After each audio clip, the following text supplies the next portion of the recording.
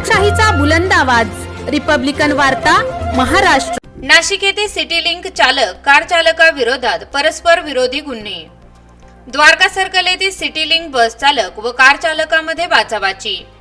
मंगळवारी दिनांक 3 रोजी सायंकाळी 4:30 वाजता द्वारका सर्कल येथे पतीने कार थांबविली असता पाठीमागून येणाऱ्या सिटी लिंकच्या बस चालकाने कारला धक्का दिला।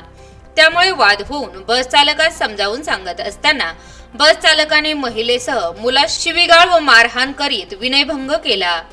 तर बस चालकाच्या फिर्यादीनुसार कार चालकाने बस समोर कार उभी करून वाहतुकीस प्रतिबंध केला। त्यामुळे वाद करीत कार चालकासह त्याच्या भावाने बसच्या केबिनमध्ये शिरून मारहाण करत मोबाईल फोडला। या प्रकरणी भद्रकाली पोलीस ठाण्यात परस्पर विरोधी गुन्हे दाखल असून पोलीस तपास करत आहे। रिपब्लिकन वार्ता Maharashtra bureau report Nashik. Subscribe now and press the bell icon. Never miss an update.